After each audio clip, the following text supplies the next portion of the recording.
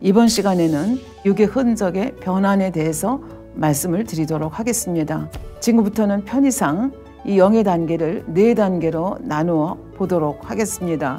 우선 4단계 1%에서 49%까지를 1단계라고 한다면 2단계는 4단계 50%에서 4단계 79%까지, 그 다음에 3단계는 4단계 80%에서 5단계 49%까지, 그리고 4단계는 5단계 50% 이상을 이제 말씀을 드릴 수가 있겠습니다. 그래서 이 믿음의 4단계 1%에서 49%까지는 육의 흔적으로 인해서 결여가 나타나는 단계다, 이렇게 말씀을 드릴 수가 있겠고요. 그 다음 단계인 믿음의 4단계 50%에서 79%까지는 육의 부족이 나타나는 그런 상태다, 이렇게 설명을 드릴 수가 있겠습니다. 그래서 이 결여라고 하는 것도 3가지 분야가 있습니다. 사랑의 결여, 선의 결여, 그다음에 영의 지식의 결여, 3부분으로 나눌 수가 있겠습니다. 사랑의 결여, 영적인 지식의 결여, 선의 결여가 있다, 이렇게 말씀을 드렸습니다. 그래서 요거를 이제 어느 정도 채우고 나면 그 다음 단계, 육의 흔적의 변환 2단계로 옵니다. 결여를 채우고 나면 부족의 단계가 옵니다. 그래서 결여는 많이 채워야 되는 단계라고 하면 이 부족이라고 하는 것은 온전한 것에 비할 때 부족하다는 얘기죠. 그래서 조금만 채워나가면 되는 단계, 이것이 이제 부족의 단계라고 볼 수가 있겠는데요. 이 부족의 단계도 3가지로 나누어서 생각을 할 수가 있겠습니다. 사랑의 부족, 온전한 영의 지식의 부족, 온전한 선의 부족, 이렇게 3가지로 나누어서 설명을 할 수가 있겠습니다.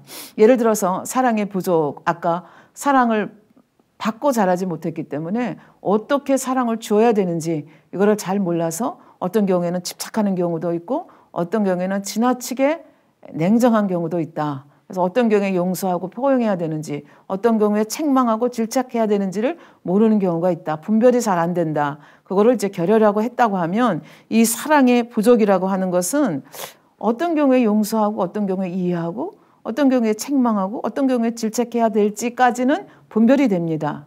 그런데 예를 들어서 똑같이 용서하고 이해한다 할지라도 어느 선까지 해야 되느냐, 그것에 대한 분별이 아직 안 되는 단계가 바로 이제 온전한 사랑의 부족한 단계다, 이렇게 볼 수가 있겠습니다. 그러니까 똑같이 이해하고 용서하고 품는다 할지라도 어떤 경우에는 일정한 선에서 선을 딱 그어져 가지고 그 사람이 스스로 일어날 수 있게 해야 되는 경우도 있고, 어떤 경우에는 아주 우리가 제3자가 봤을 때 저렇게까지 해야 되나 하는 정도로 굉장히 위로와 격려를 많이 해줘서 그 사람이 감동을 먹고, 우리 용어로 하면 감동을 먹고 힘을 내어서 달려갈 수 있도록 하는 경우도 있다는 거죠. 그럼 어떤 경우에는 그냥 딱 선을 그어서 그 선까지만 해주고 스스로 일어날 수 있도록 해줘야 되고, 어느 경우에 넘치도록 위로하고 격려해서 이 사람이 감동을 받고 힘을 받아서 일어날 수 있도록 해줘야 되느냐, 이것이 분별이 아직 안 되는 단계, 그 단계가 이제 아직 온전한 사랑이 부족한 거죠. 그래서 요거를 이제 온전한 사랑의 부족이다.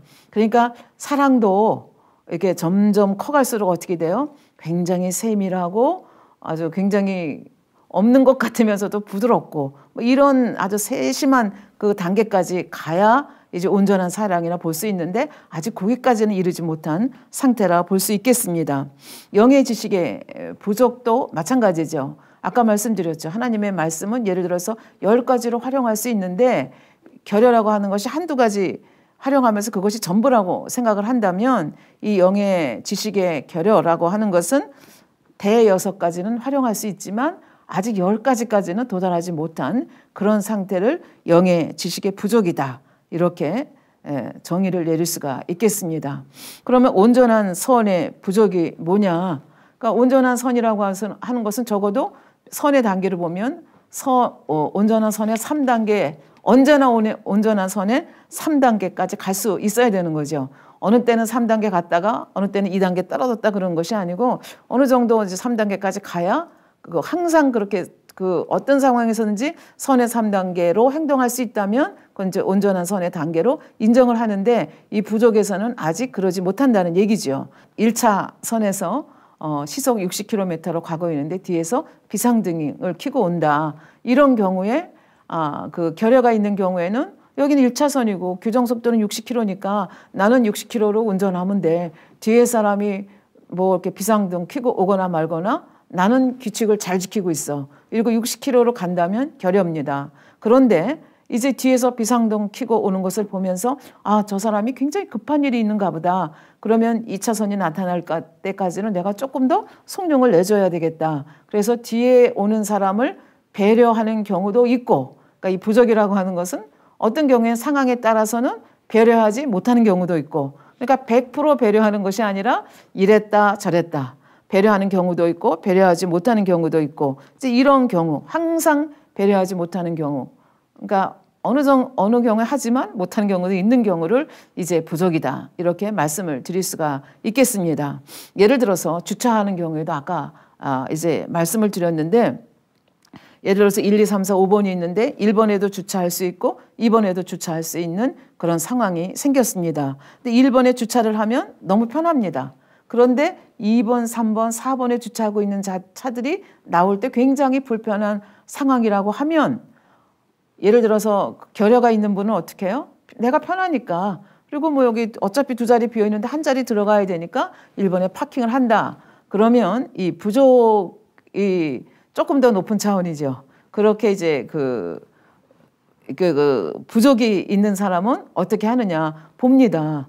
저기 5번에 들어가면 나는 조금 불편하지만 여기에 파킹한 사람들이 나가기가 편하겠다. 그래서 5번에 가서 주차를 하는 경우가 이제 좀 더 선한 경우라고 볼 수 있죠. 그런데 매번 그렇게 하면 좋은데 이 경우에는 어떤 경우냐 하면 그렇게 하는 경우도 있고 그렇게 하지 못하는 경우도 있고, 뭐 점점 더 그렇게 하는 경우가 많아지면 이제 온전한 선의 단계로 갈 수가 있겠죠. 그러나 아직은 항상 그렇게는 하지 못하는 단계, 이렇게 여러분들이 마음에 좀 정리를 하시면 되겠습니다. 그래서 지금까지 이제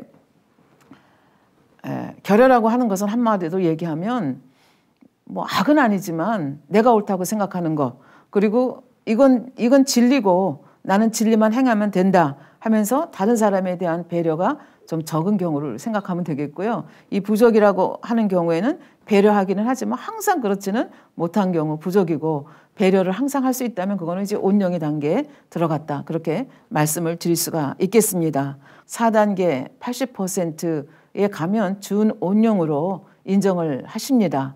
그래서 4단계 80%에서 이제 5단계 49%까지 또 이제 설명이, 이게 어떻게 이제 변환이 되느냐를 설명해야 되는데, 여기서는 우리가 영의 단계를 다루고 있기 때문에 이 부분은 온영의 단계에 가서 설명을 하도록 하겠습니다. 그래서 쉽게 얘기를 하면, 한마디로 얘기를 하면 그 4단계 80%, 그러니까 그 80%에서 5단계 49%까지는 어떤 단계냐면 육의 흔적을 변화시켜서 활용하는 방법을 그 방법까지 알아서 나가는 단계고, 50% 이상이 되면 어떻게 해요? 성정이 변화돼서 신의 성품에 참여하면서 굉장히 어떨 때 단점이라고 생각한 것들이 변환이 돼서 그것이 장점으로 승화돼서 아름답게 하나님께서 그 성정을 변화시켜서 쓰시는 단계, 그 단계가 5단계 50% 이상이라고 볼 수가 있겠습니다. 그래서 자세한 것은 5단계 설명할 때 말씀을 드리도록 하겠습니다. 그래서 지금까지 4단계 영으로 들어온 사람이 그 온영을 이루기 위해서 도대체 무엇을 어떻게 해 가야 되느냐, 그래서 선의 단계로 설명을 했고요. 그 다음에 성령의 열매에 또 관련해서 설명을 했고, 그 다음에 육의 흔적과 관련해서 육의 흔적이 무엇이고 육의 변환이라고 하는 것이 무엇이냐에 대해서 여러분께 지금까지 설명을 드렸습니다. 그런데 이렇게 그 온전한 성령의 열매가 맺어져 가고 온전한 선의 단계로 나아가고, 이렇게 육의 결여 또 육의 부족을 채워가기 위해서는 이제 하나님께서 연단을 해 나가십니다.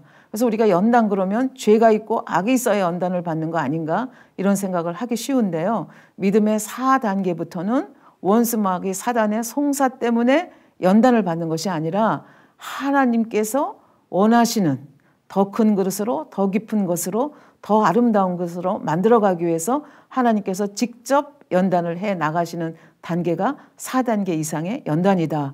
이렇게 볼 수가 있겠습니다.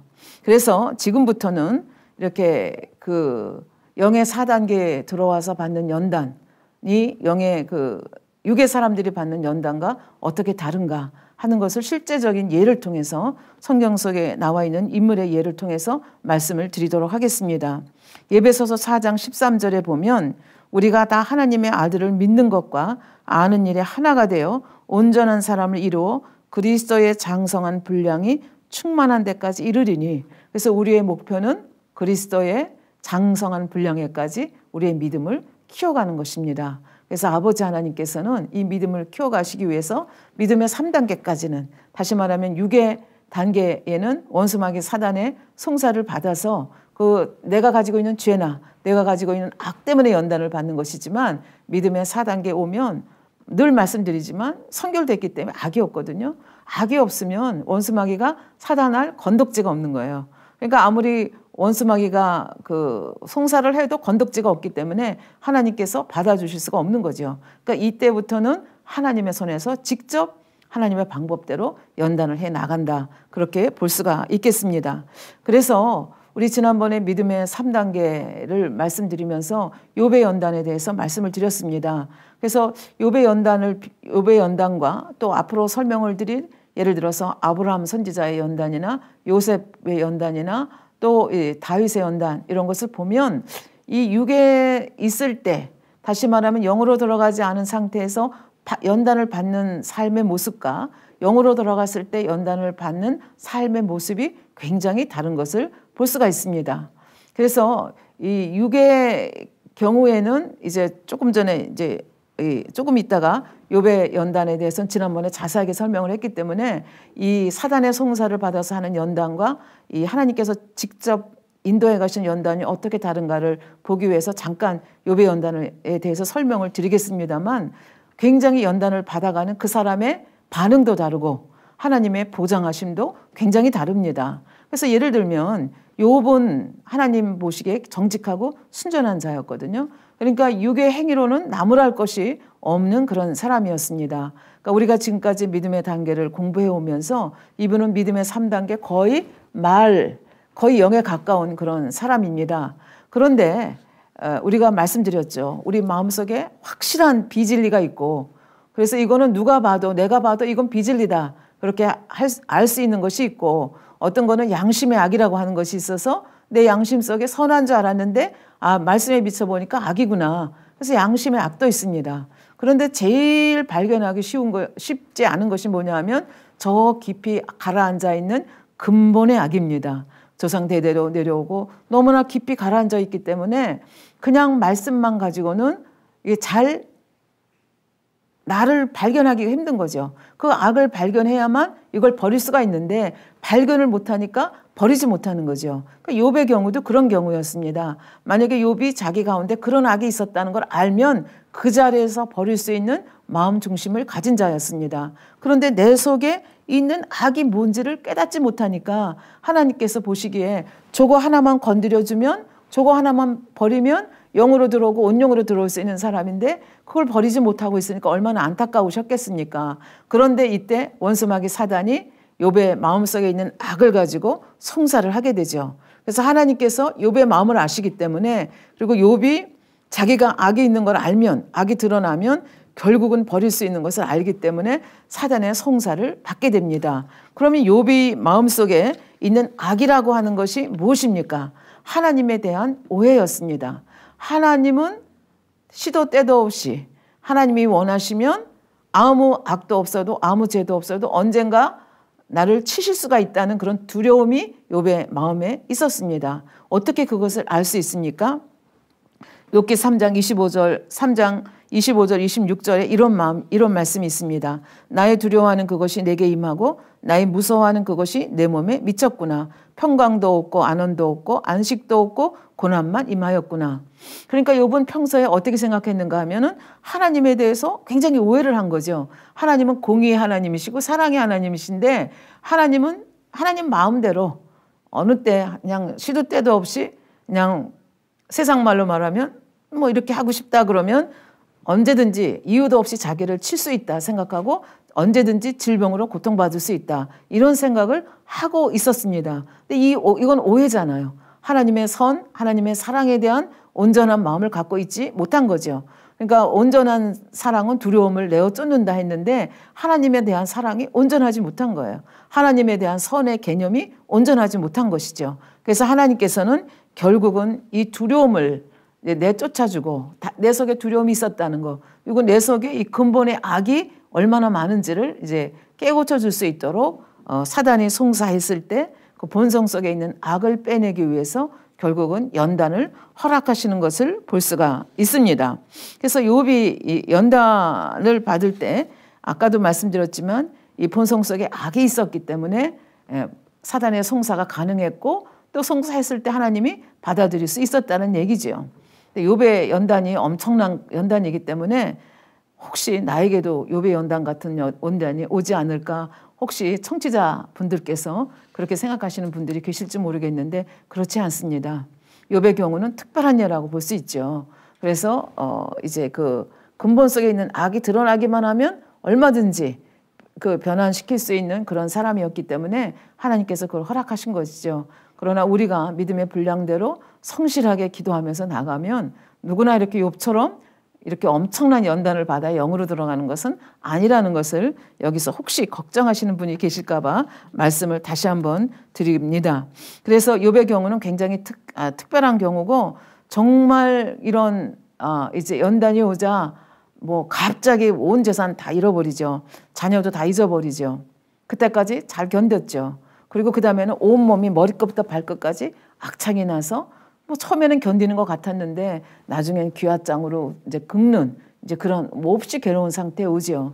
어느 정도까지 오느냐. 욥의 부인도 그 남편의 처절한 모습을 보면서 저주하고 떠나가는 모습까지 나타나게 됩니다. 그래서 이제 욥이 인내할 수 있는 한계 그 이상에 오니까 욥의 속에 깊이 들어있었던 악이 하나하나 드러나기 시작합니다. 어떤 형태로 드러납니까?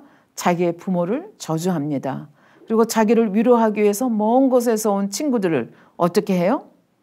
무시하고 악을 바랍니다. 나중에는 어떻게 해요? 하나님까지 대적을 합니다. 왜 대적을 합니까? 나는 아무 잘못도 없는데 하나님께서 이렇게 마음대로 재앙을 주시니 하나님은 불의하신 분이다. 그러면서 하나님을 대적하기까지 오는 그런 상황을 볼 수가 있겠습니다.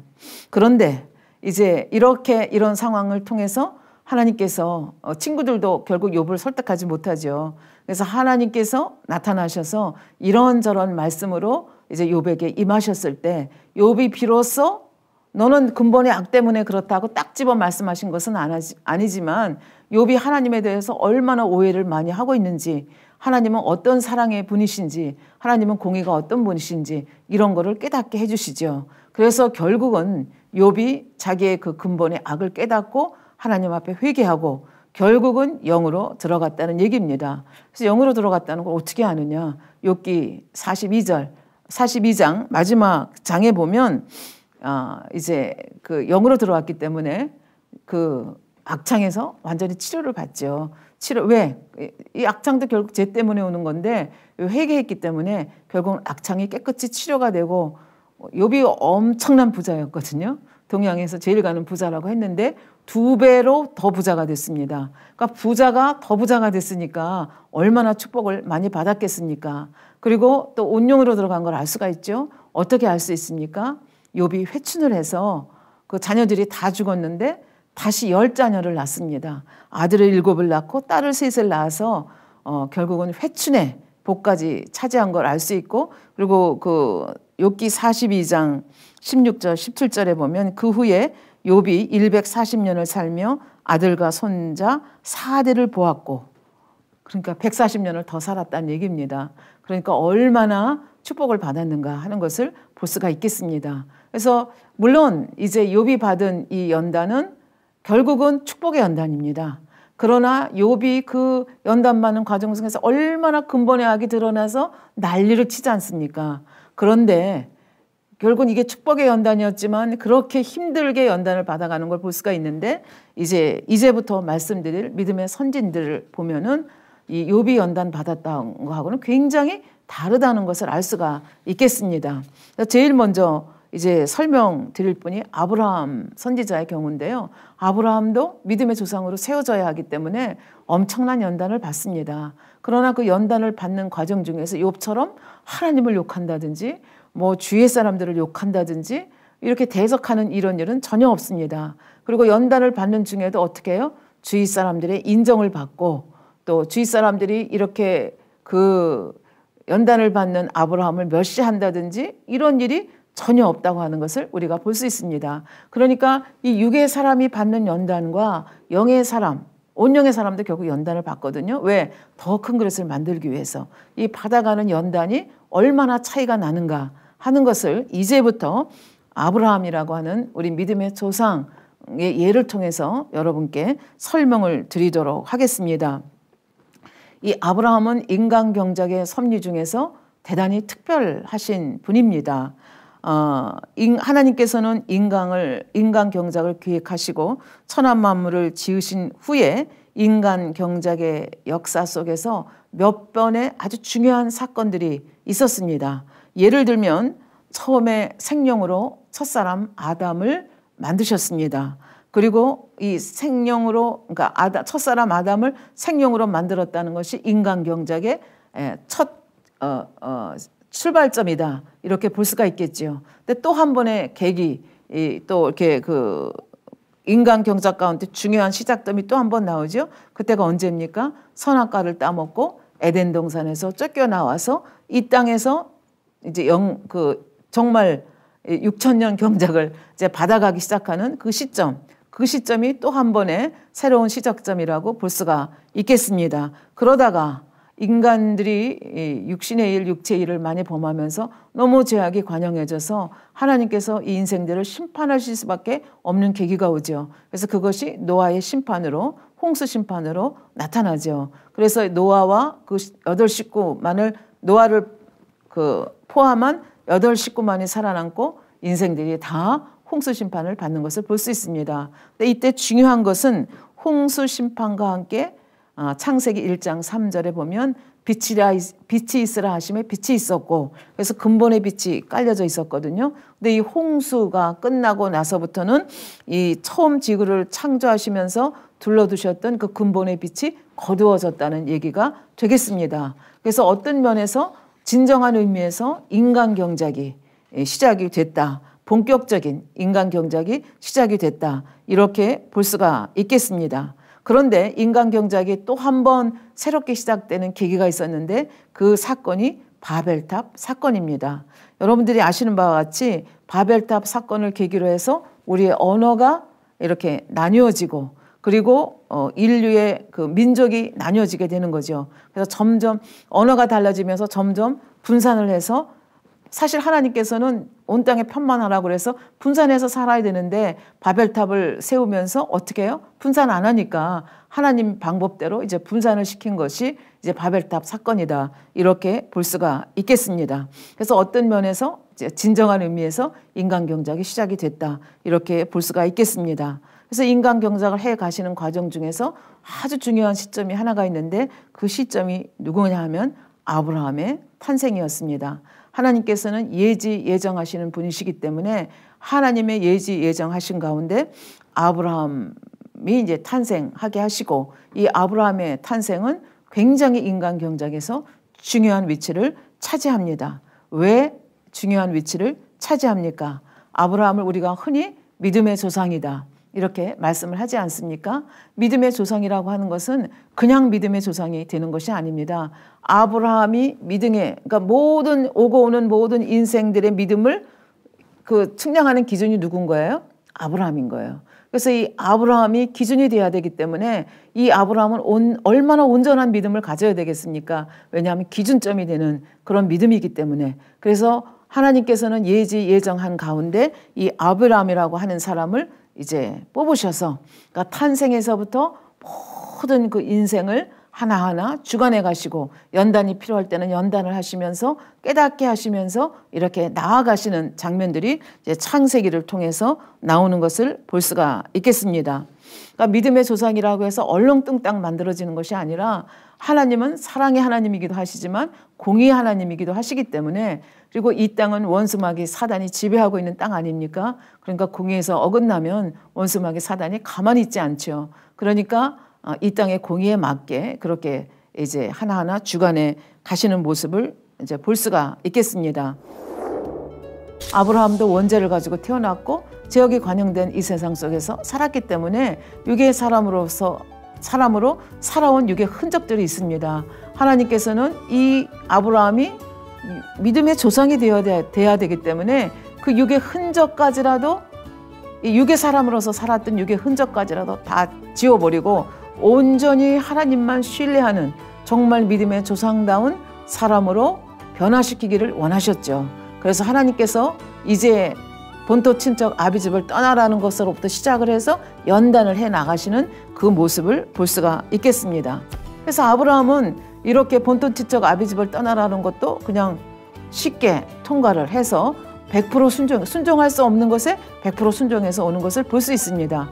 하나님께서는 이렇게 아는 것이 이제는 정말 체득하는 온전한 영적인 믿음으로 변화되어 갈 수 있도록 하나님께서 때로는 연단을 허락하시면서 이끌어 가시는 그 사건이 나타나는데, 그 사건이 바로 애굽의 왕 바로에게 아내 사라를, 사례, 이때는 아직 변화되지 않을 때죠, 사례를 빼앗기는 그 사건입니다. 결과적으로 누구한테 의뢰해야 되겠는가? 전지전능하신 그분, 모든 것을 풀어줄 수 있는 그분만이 내아에 의뢰하실 분이구나 하는 것을 이 사건을 통해서 철저하게 깨닫게 됩니다.